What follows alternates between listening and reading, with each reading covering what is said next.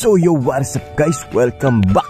So meron na naman akong bagong na-discover na tricks para sa free AI Yearbook 90s trend, no? So check this out! Yes sir! At ang maganda pa dyan guys, mabilis lang siya gawin at quality ang resulta. So umpisahan na agad natin to.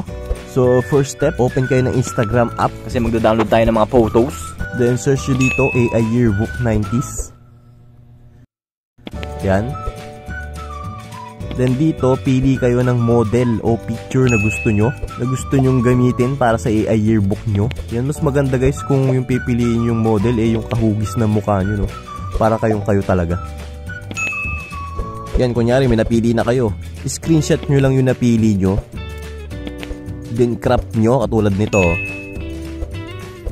Yan.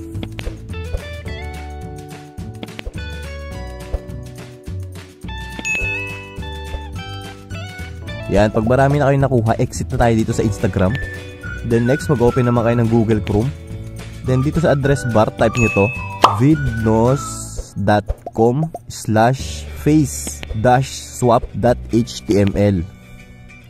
Yan, then go. Yan, tandaan nyo mabuti yan guys ha. Check nyo mabuti yung link.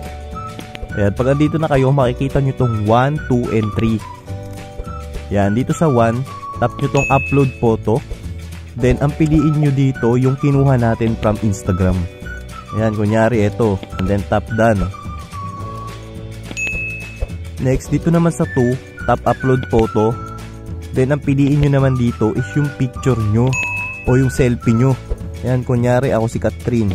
Then, tap done. Ayan, then dito sa 3, tap swap face now. So, ayan, nag-generate na siya, guys. Wait nyo lang yan matapos, no? Kung mabilis internet nyo, mas mabilis yan mag-generate. So ayan, tapos na. Wait nyo lang yan magpalit ng muka. Boom! Ayan na yung resulta. Sobrang ganda, di ba? Para ka na rin gumamit ng Epic app, no? Nang hindi nagbabayad. Ayan, then tap nyo na itong download button na to para ma-download nyo siya. So gawa pa nga tayo ng isa kung talagang legit ba to. Ayan, so itong sa 1 lang ang papalitan natin ng picture, no? Ayan, tap nyo na itong change photo.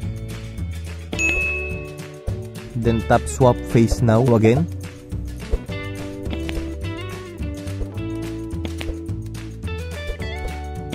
So ayan, legit na legit. Ganda talaga ng mga resulta dito. Ayan, oo nga pala, kung mapapansin nyo, may maliit na watermark siya sa baba.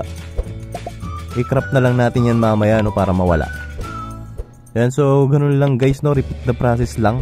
Yung 1 na lang ang palitan nyo. Unless gusto nyo palitan yung selfie nyo, no? Sa 2 naman yun.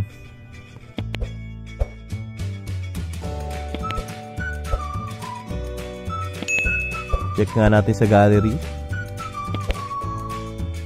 Ayan, so ayan guys. Na-save na siya sa gallery natin. Ayan, ayan siya, oh. Ayan. So, crop na lang natin to guys para mawala yung watermark. So yun lang, no, sana may natutunan kayo sa video na to. Please don't forget to hit the like button, comment, share, and subscribe. Maraming salamat sa panonood. Peace!